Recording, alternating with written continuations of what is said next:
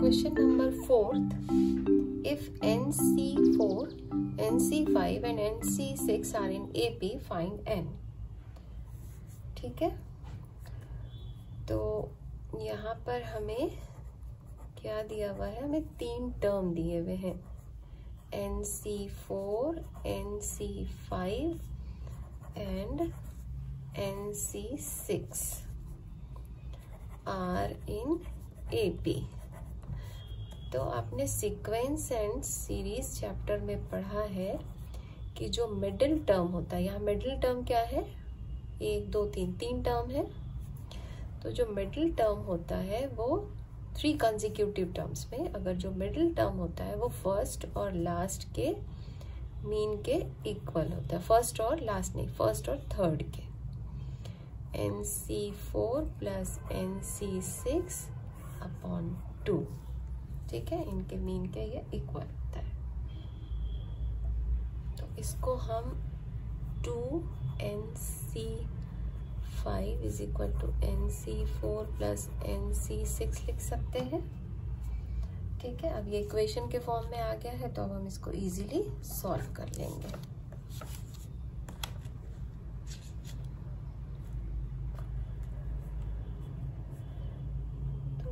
तो as it is रह जाएगा, n फैक्टोरियल n हो जाएगा, factorial 5 n minus 5 is equal two factorial n upon factorial 4 n minus 4 plus factorial n upon factorial 6 n minus 6। तो यहाँ देखो 2 factorial n upon, यहाँ पर फैक्टोरियल 4 है और यहाँ फैक्टोरियल 6 है। तो हम इसको 4 के इसमें ले आते हैं, फैक्टोरियल 4 के फॉर्म में, ताकि हम इन दोनों साइड इसको कैंसिल आउट कर सके। तो 5 फैक्टोरियल 4 लिख सकते हैं। ये n माइनस 5 है, जिसको ऐसे ही रहने देते हैं, n minus 5 n upon factorial 4 यहाँ से रहने देते हैं और इसको n minus 4 n minus 5 n minus 6 ले लेते हैं। ठीक है, प्लस फैक्टोरियल n अपॉन, ये इसको भी 4 तक ले आते हैं, 6 इंटू 5 इंटू फैक्टोरियल 4 और n माइनस 6। ठीक है, इधर 2n upon 5 factorial 4, n minus 5 को हम n minus 5 factorial n minus 6 लिख सकते हैं। और इधर हम क्या क्या कॉमन कर सकते हैं? फैक्टोरियल n ऊपर कॉमन कर सकते हैं, नीचे फैक्टोरियल 4 n माइनस 6, यहाँ भी n माइनस 6 है, तो n माइनस 6। अब यहाँ पर क्या बचा? 1 n minus 4 into n minus 5 plus 1 upon 6 into 5, 4 और n माइनस 6 तो कॉमन हो गए। अब यहाँ देखो, ये n इस n से कैंसिल आउट हो जाएगा, ये 4 इस 4 से, ये n माइनस 6 कैंसिल आउट हो जाएगा। तो हमारे पास यहाँ क्या बचा? 2 अपॉन 5 n माइनस 5, इस साइड क्या है? 1 upon n minus 4 into n minus 5 plus 1 upon 30। ठीक है, तो 1 अपॉन 30 जो है वो हम इस साइड इसी साइड रहने देते हैं और इसको इस साइड सब्ट्रैक्ट कर लेते हैं। तो 2 upon 5n-5 minus 1 upon 4 into n-5 और 1/30। अब हम इन दोनों का एलसीएम निकाल लेते हैं, इसका और इसका। तो क्या हमारे पास आ जाएगा 5n-4 n-5। n-5 यहाँ है, तो हमारे पास यहाँ पे क्या बचता है,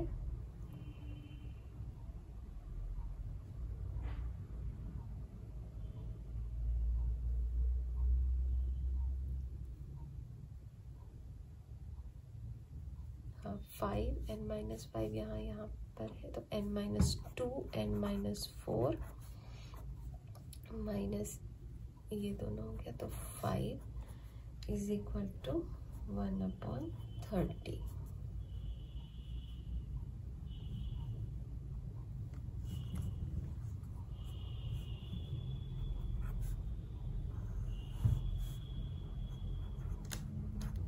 n² minus 4n minus 5n 20।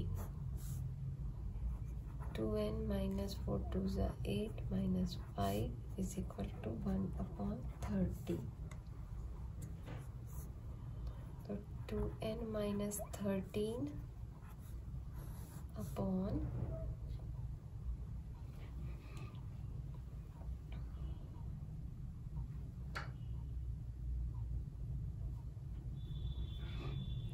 n² minus 9n plus 20 is equal to, ये 5 इस साइड चला आएगा, 36 हो जाएगा। अब इस 6 को हम इधर मल्टीप्लाई कर देंगे, 6 2n minus 13 is equal to, और ये इस साइड कर लेते हैं, n² minus 9n प्लस 20।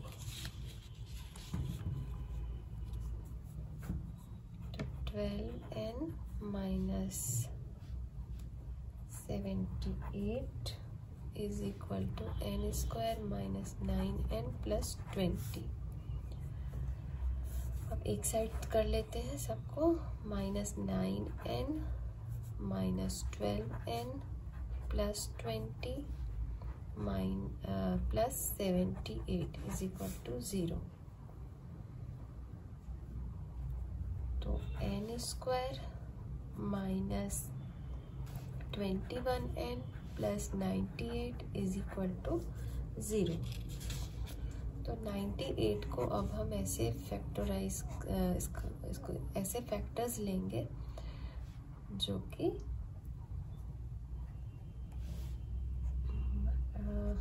14 7 जा 98, और अगर हम इनको ऐड करें तो 21 मिलेगा, और साइन हमें माइनस की चाहिए, तो इसलिए हमने दोनों में माइनस माइनस यूज किया है। तो n² minus 14n minus 7n plus 98 is equal to 0। तो n minus 14 minus 7n minus 40 is equal to 0। n is equal to n minus 14 into n minus 7 is equal to 0। तो n की value either 7 और 40, तो n की हमें दो values मिलती हैं।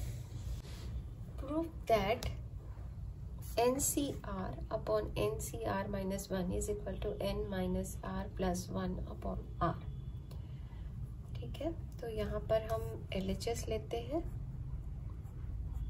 LHS है हमारे पास NCR upon NCR minus 1। तो अगर हम इसको ब्रेक करें तो factorial n upon factorial r n minus r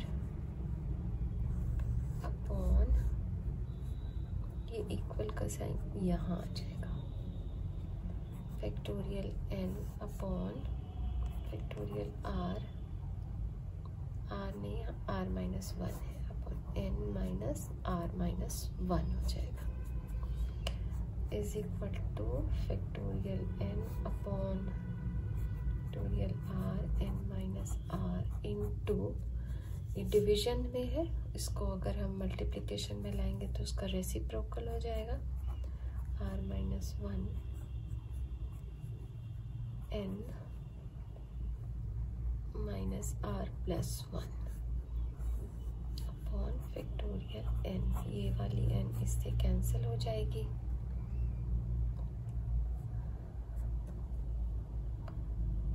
अब हम factorial r minus 1 n minus r plus 1, denominator में r है, फैक्टोरियल r है, तो इसको हम r माइनस 1 फैक्टोरियल लिख सकते हैं, ये दोनों कैंसिल आउट हो जाएंगे, और n माइनस r तो एज इट इज रह गया, तो यहाँ फैक्टोरियल r माइनस 1 और ये दोनों कैंसिल हो गए, और हमारे पास n माइनस r प्लस 1 है, तो इसको हम n minus r plus 1 factorial n minus r लिख सकते हैं, उससे एक छोटा टर्म है, upon r n minus r, ये दोनों कैंसिल आउट हो जाएंगे, ये हमारा RHS हमें मिल गया। नेक्स्ट क्वेश्चन बहुत इजी है, from a class of 36 students 3 students are to be selected to part in a competition, how many such selections can be made, ठीक है, तो 36 स्टूडेंट्स में से हमें 3 स्टूडेंट्स को सिलेक्ट करना है, तो n इज इक्वल टू क्या हो गया 36, r इज इक्वल टू क्या हो गया 3, सिलेक्शन के लिए क्या हो जाएगा 36 C3, और इसको हम कैसे लिखेंगे 36 फैक्टोरियल अपॉन फैक्टोरियल 3 36 माइनस 3, तो फैक्टोरियल 36 3 और 36 minus 3 33,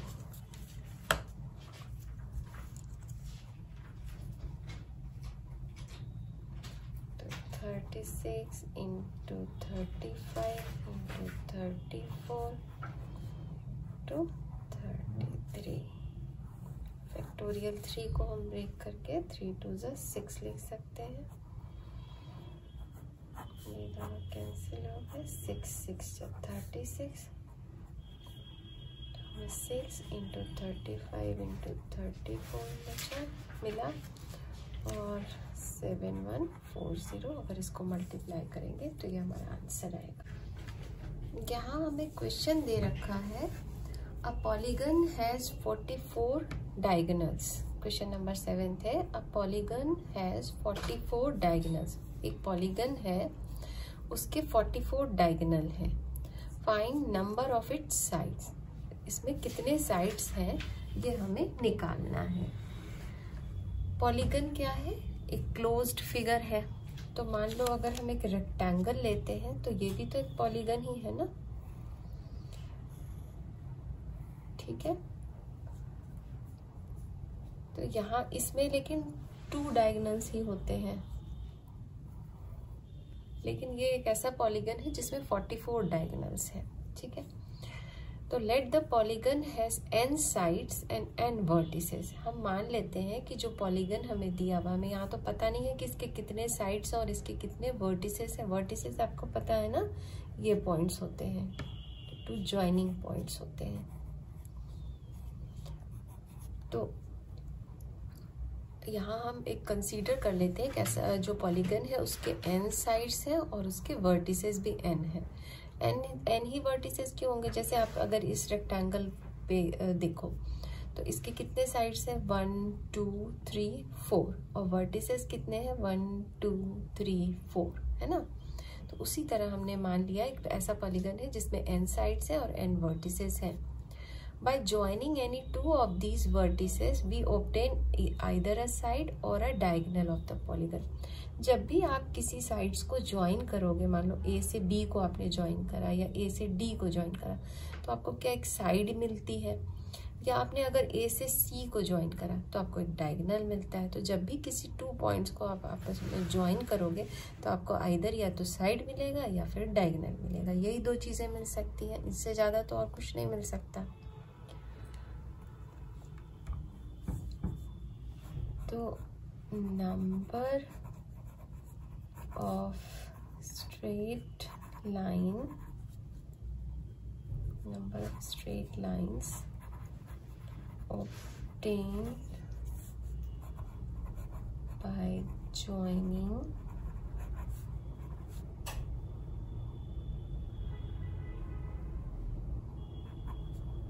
two vertices at a time। मान लो एक बार में आप दो वर्टिसेस को जोड़ोगे तो कितने स्ट्रेट लाइन मिलेंगे, NC2, ठीक है, क्योंकि नंबर ऑफ स्ट्रेट लाइन तो पता नहीं है, लेकिन टू वर्टिसेस को ही जोड़ने से मिलेंगे, तो इसलिए एक बार में हम 2 लेंगे, तो NC2 मिलेगा factorial n upon r n-2, ठीक है। तो इसको n-1 n-2 लिख सकते हैं अपॉन r,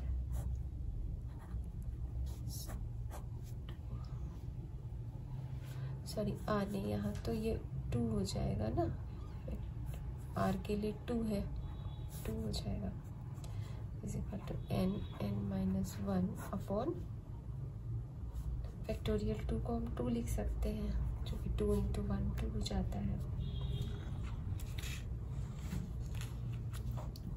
ठीक है, n × n-1/2। अब ये जो स्ट्रेट लाइन हमको मिली है इसमें n साइड्स ऑफ पॉलीगन, इस पॉलीगन के जितने साइड्स हैं वो भी होंगे। This straight line includes n sides of the polygon। तो हमें तो सिर्फ नंबर ऑफ डायगोनल्स पता, हमें तो नंबर ऑफ साइड्स पता लगाने हैं, लेकिन हमें क्वेश्चन में डायगोनल्स दिया हुआ है। तो number of diagonals is equal to हम लिख सकते हैं total number of straight lines minus number of sides. तो नंबर ऑफ डायगोनल्स हमारे को क्वेश्चन में 44 दिए हुए हैं। Total number of straight line कितने हैं, n × n-1 अपॉन 2, और नंबर ऑफ साइड्स कितने हैं, हमने यहाँ पे कंसीडर किया था पॉलीगन में n साइड है, तो यहाँ पे n हो जाएगा। यही ये जो total number of straight line में से अगर हम नंबर ऑफ जितने भी स्ट्रेट लाइन है, मतलब स्ट्रेट लाइन कौन से हो गए, स्ट्रेट लाइन ये भी हो गया, ये भी हो गया, और इधर जो ये वाली लाइन है और ये वाली लाइन है, सारे स्ट्रेट लाइन है, उसमें से अगर हम नंबर ऑफ साइड्स को सब्ट्रैक्ट कर दें, इधर इधर ये जितने भी साइड्स हैं, तो हमें डायगोनल्स मिल जाएगा। तो ये डायगोनल्स, ये 44 है, ये डायगोनल है, और अब हम इससे n की वैल्यू निकाल सकते हैं।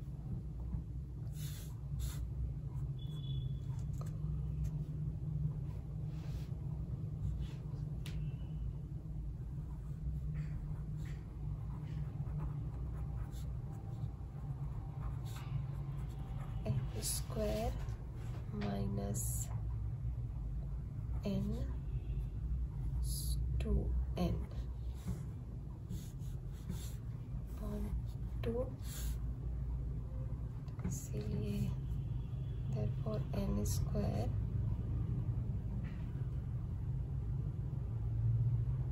माइनस 3n और ये जो है यहाँ 44 gives n square minus 3n, ये 2 इस साइड आ जाएगा तो 88 हो जाएगा। तो फाइनली हमें equation n square minus 3n minus 88 is equal to 0 मिला। तो 88 को हमें 88 को हमें फैक्टराइज ऐसे करना है कि हमें 3n मिले। तो 11 into 8 88, n square minus 11n plus 8n minus 88 to 0। n minus 11 8 n minus 11 is equal to 0। तो n minus 11 n plus 8 is equal to 0 is equal to 11 minus 8, दो वैल्यू आएगी लेकिन n is equal to 11 ही होगा, जो कि negative value n की possible नहीं है। n is equal to minus 8 is not possible. ठीक है, लेकिन ये n तो साइड्स को रिप्रेजेंट कर रहा है ना, नंबर ऑफ साइड्स हमें निकालने थे, तो वो कभी नेगेटिव नहीं हो सकता, तो इसलिए ये पॉसिबल नहीं होगा। तो हमें क्वेश्चन में पूछा गया था find the number of sides polygon के साइड्स, तो ये 11 हो जाएगा, number of sides 11। Question number 8, if m parallel lines in a plane are intersected by a family of n parallel lines, find the number of parallelograms formed. ठीक है, तो यहाँ पर m पैरेलल लाइंस है, मान लो ये पैरेलल लाइंस हैं,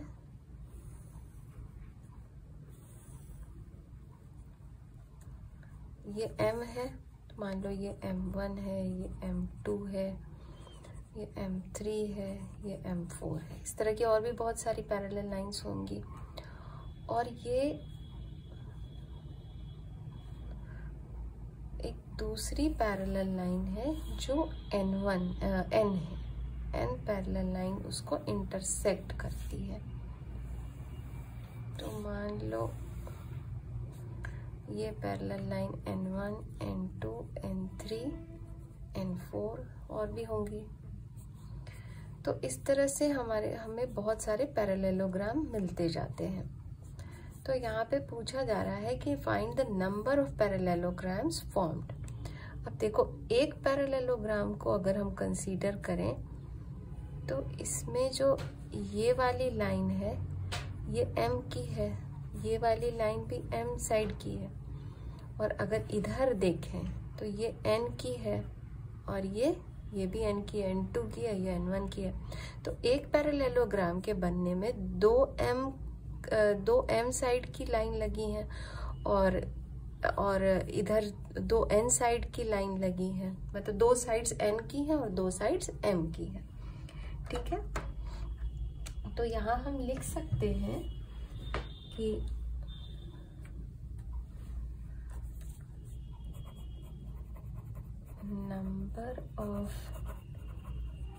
number of parallelograms ही हमसे पूछा जा रहा है। Number of parallelograms formed is equal to MC2, m side में से दो लेने हैं और n वाले साइड से भी दो के मिलने से एक एक पैरेललोग्राम बनता है। तो इसको हम कैसे लिख सकते हैं, factorial m upon factorial 2 m-2 into factorial n upon factorial 2 n-2।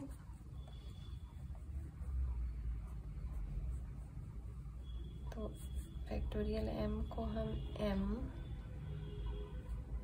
m minus 1 factorial m minus 2 लिख सकते हैं। फैक्टोरियल 2 तो 2 हो जाएगा। उसी तरह n minus 1 n minus 2 upon 2 n minus 2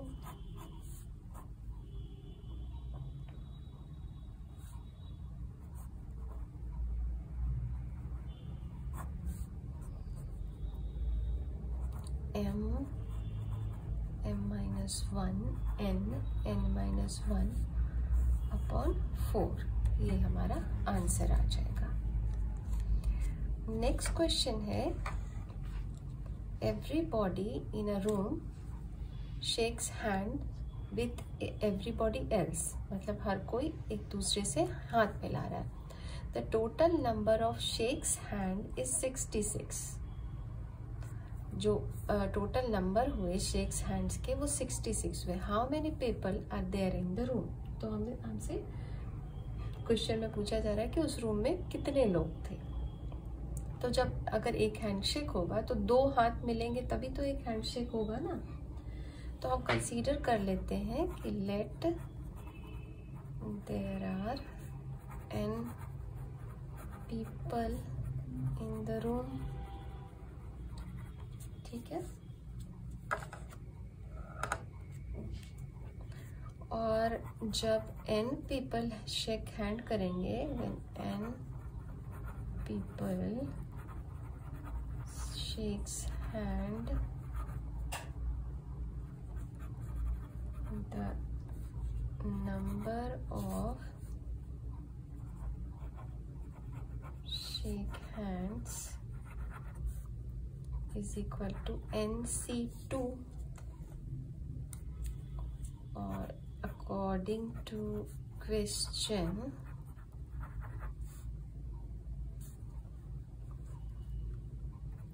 NC2 is equal to 66। Question में हमें दे रखा है 66 है, the total number of shakes hand is 66।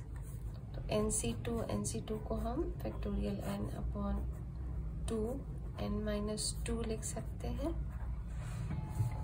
और इसको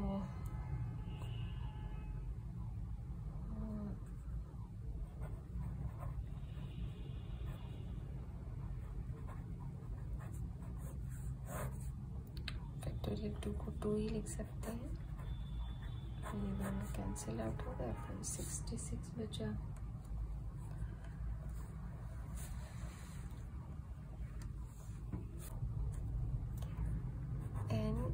n minus 1 upon 2 is equal to 66 है। तो n इंटू n माइनस 1 इसी तरह रहने दो और 66 इंटू 2 कर देते हैं। और n इंटू n माइनस 1, और इसको हम 12 इंटू 11 लिख सकते हैं। 66 इंटू 2 भी 132 ही हो जाएगा, और 12 इंटू 11 भी 132 ही हो जाएगा। लेकिन ये हमें कंसेक्यूटिव टर्म्स में आ गए, तो यहाँ पर हम n की वैल्यू 12 लिख सकते हैं, ठीक है। तो total number of shakes hand is 66। तो how many people are there in the room. तो नंबर ऑफ पीपल कितने हो गए, 12 हो गए। इस तरह से हमारे 7.5 के सारे एग्जाम्पल्स सॉल्व हुए। अगर आपको ये वीडियो पसंद आए तो आप इसको लाइक करिए, सब्सक्राइब करिए। Thank you.